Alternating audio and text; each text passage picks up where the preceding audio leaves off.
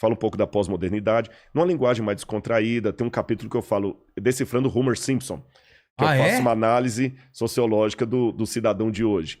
E o título, O Ceticismo da Fé, criou esse paradoxo justamente para mostrar que, às vezes, é preciso duvidar para crer. Porque se você for olhar bem, vamos pegar o ateu clássico, ou o cientista clássico.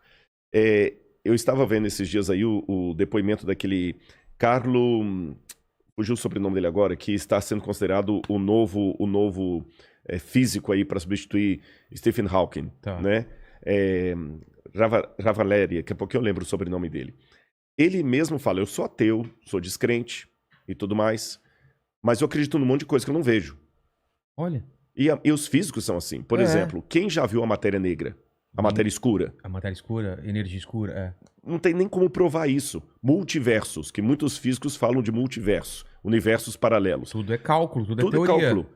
Não tem nada. É verdade. E eles continuam falando firmemente sobre isso. E é interessante que eles até acreditam no que eles não veem. Porque ele foi ao universo, não vê Deus lá, então ele crê que Deus não existe. E é um paradoxo, mas é uma realidade. Até que alguém prove alguma coisa para ele. Para ele, então ele crê no que ele não viu. Como não tem Deus lá, eu tenho certeza que ele não existe.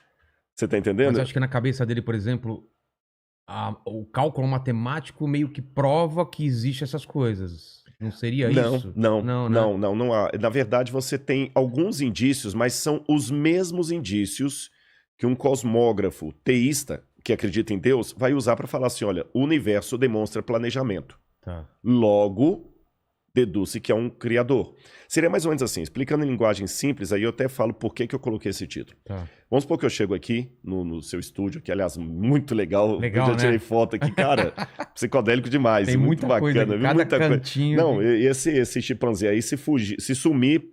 É você que levou. Eu tô sabendo. Ele tá descolando aqui, ó. Suponhamos que tivesse aqui, entre o seu acervo aqui, no chão aqui, uma latinha com comida de cachorro. Eu não vi o cachorro. Mas eu posso deduzir, senhora, o Vilela tem algum pet de casa aqui. Algum cachorro. Eu falo, mas você viu o cachorro? Não, mas eu tenho indícios que tem um cachorro aqui. Entendi. O ateu, se fizer uma comparação, ele raciocinaria assim, não, eu não vi cachorro nenhum. Tá, mas e a ração?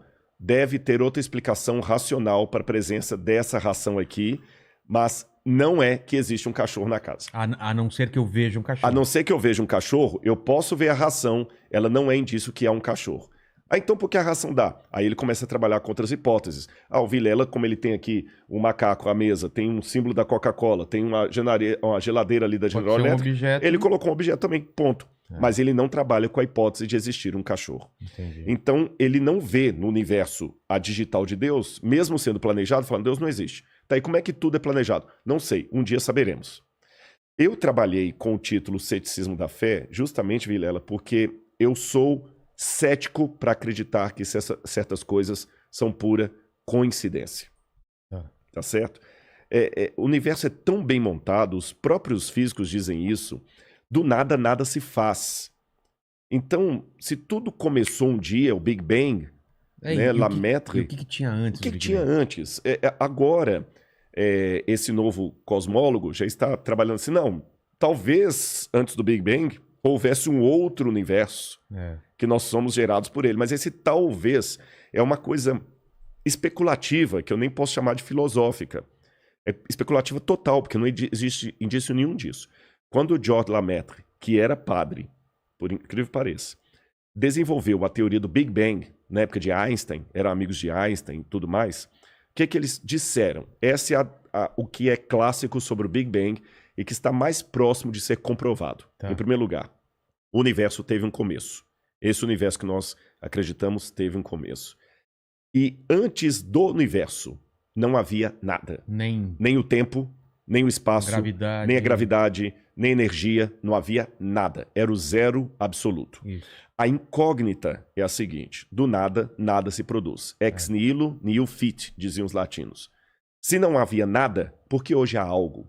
É uma pergunta que já vem desde Parmênides. Por que existe algo ao invés de nada? Eu sou cético demais para acreditar que do nada pode sair tudo.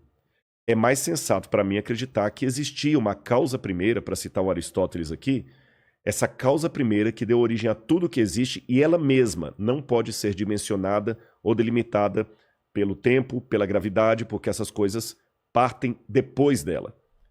E a teologia vai chamar essa causa primeira de Deus. Tá certo? E alguns falam, não, eu acredito em qualquer coisa, menos Deus. Eu prefiro acreditar na possibilidade de ter tido um universo anterior ao nosso. Tem aquela teoria do efeito sanfona, né? Ele vai se expandindo, depois contrai, explode, etc. Só que quais são as evidências científicas para isso? Zero absoluto. Né? Então, apenas sabendo, a gente só sabe que o universo está se expandindo, isso sabe. Exatamente. Então, na verdade, eu sou tão cético quanto os ateus.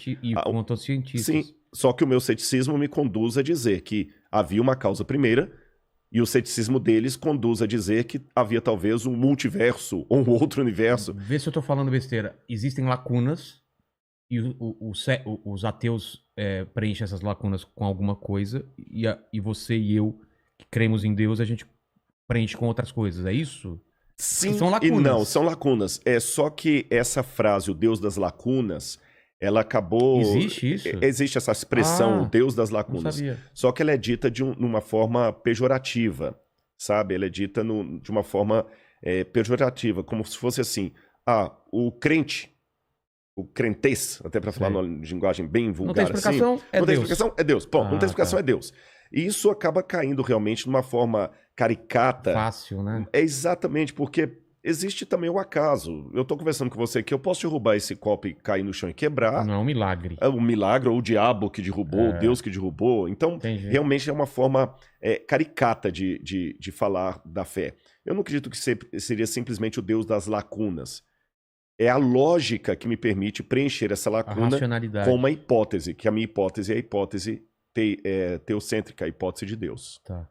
Isso serve também não só para a criação do universo, quanto para a criação da vida também. Com certeza. Se o universo... Mas Darwin e a teoria a evolução de Darwin, ela briga com a evolução das espécies, com a teologia? Crença, Bom, aqui nós temos 3 tipos de abordagens para falar de Charles Darwin. Você fala também sobre isso? Falo, menciono também. Uma abordagem é a abordagem daqueles cientistas que falam o seguinte: a teoria da evolução das espécies sepultou Deus.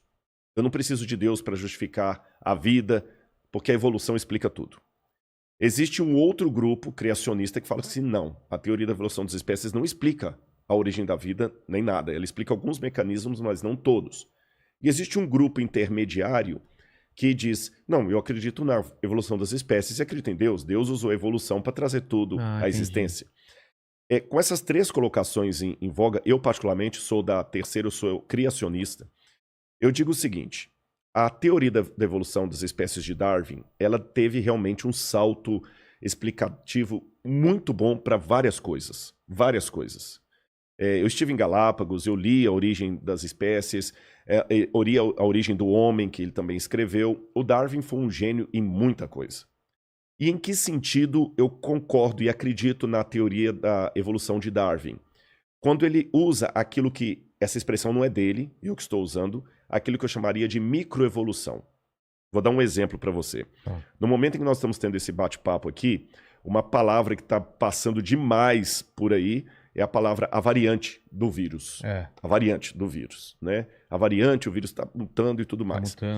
Isso mostra que realmente no grupo das células, elas mudam realmente muito rápido. Elas se adaptam. Isso é uma forma microscópia de ver o que acontece na natureza. Numa escala maior e mais lenta. Numa escala maior, e Darwin percebeu isso. Ele notou que os tentilhões lá de Galápagos, são várias ilhas que tem ali em Galápagos, que os tentilhões de uma ilha tinham um bico de um jeito, da outra ilha tinha um bico de outro jeito, e ele ligou o formato do bico dos tentilhões dos pássaros com o tipo de fruta que havia ali. Função então, o cara foi um gênio, você está entendendo? Absurdo. E com isso eu concordo com ele. Os animais foram mudando ao longo dos tempos, por exemplo, se adaptando. Você tinha um casal primitivo lá de lupus caninos, e desse casal primitivo deu uma série de tipos de animais caninos diferentes, que vão desde a raposa até o chihuahua, o rottweiler, o husky siberiano, vários cachorros, o coiote, o lobo, o felis leu deu origem a vários tipos de felinos. Isso aí Darwin realmente está de parabéns. Agora, o que eu acho que Darwin não provou? E aqui que eu acho que é a desculpe-me falar assim, sem querer ser panfletário, até a ingenuidade de quem é darwinista roxo. Darwin não provou que uma espécie virou outra espécie. Por exemplo, que viemos do macaco. Na verdade, Darwin nunca disse isso. Não, né? Não. Darwin diz que nós viemos de um ancestral comum com símios.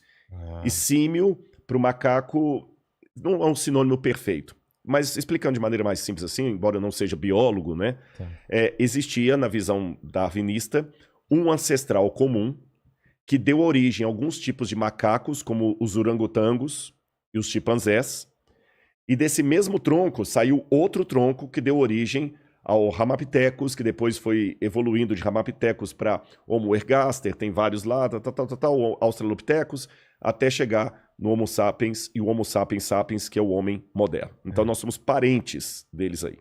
Só que, qual a prova fóssil disso? Por exemplo, que os répteis no passado eram, que as aves no passado eram répteis. Não existe nenhuma prova, não existe nenhum fóssil de transição, é zero. Mesmo que eu falei da mutação do vírus do Covid, tem a variante da Amazônia, a variante lá da China, a variante da Índia, mas o vírus ainda é vírus do Covid. O vírus do Covid não virou um vírus da hepatite.